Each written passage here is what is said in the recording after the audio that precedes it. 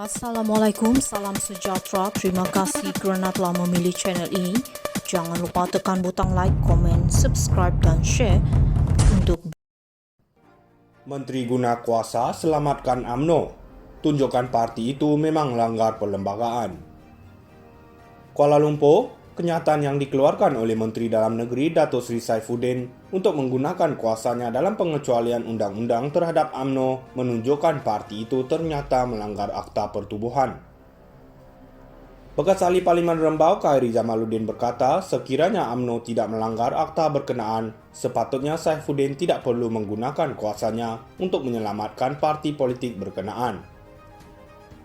Beliau berkata walaupun kenyataan yang dikeluarkan Saifuddin itu tidak menyatakan secara terperinci mengenai kesalahan yang dilakukan oleh UMNO, namun perkara itu dengan jelas dinyatakan dalam satu surat yang ditular diberikan oleh Jabatan Pendaftaran Pertubuhan Malaysia ROS kepada UMNO bahawa parti itu sudah melanggar perlembagaannya.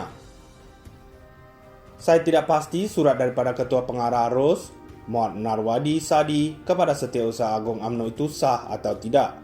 Namun sebagai mantan menteri, ia nampak sah dan original.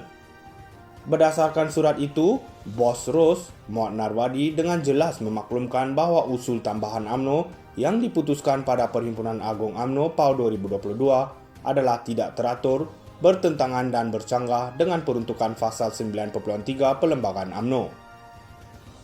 Ia membawa maksud keputusan tambahan di PAU supaya tidak mempertandingkan jawatan Presiden dan Timbalan Presiden pada penggal akan datang adalah tidak sah. Maka jawatan utama seharusnya dipilih melalui pemilihan parti dan tidak boleh dikecualikan daripada pertandingan. Ibu pejabat UMNO dan Presiden nak kata apa lagi? Tapi ahli UMNO ini dinafikan haknya, katanya menerusi video yang dimuat naik di Instagramnya hari ini.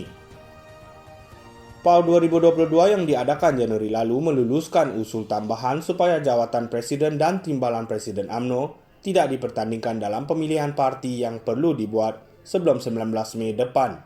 Walaupun beberapa perwakilan membuat bantahan ketika berbahas ucapan dasar Presiden.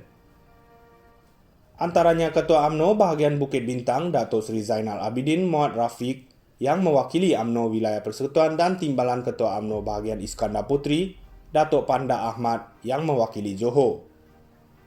Mereka senada menegaskan usul tambahan itu bertentangan pasal 30 Perlembagaan UMNO dan perkara 10 Peranturan Persidangan.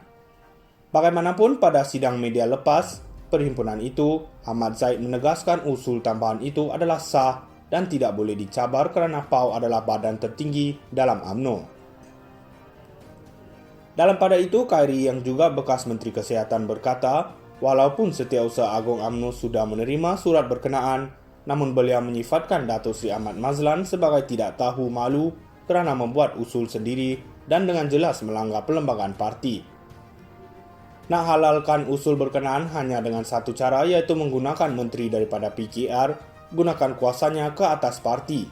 Maka terselamatlah Zahid, Dato' Sri Zahid Ahmad Zahid Hamidi dan Mat Hassan, Dato' Sri Muhammad Hassan daripada jawatan mereka dipertandingkan. Tetapi jawatan lain bertandinglah sepuasnya. Mereka di atas kini menjadi kasta tidak boleh disentuh, katanya. Beliau turut menemplak pernyataan yang dikeluarkan oleh segelintir penyokong UMNO yang mengatakan pengecualian itu diberikan oleh Saifuddin bagi menggalakkan parti daripada diharamkan. Logik yang tidak masuk akal, siapa kata UMNO akan diharamkan. Dalam surat itu dengan jelas menyebut supaya UMNO untuk mengambil tindakan pembetulan dengan tidak mengetepikan perlembagaan.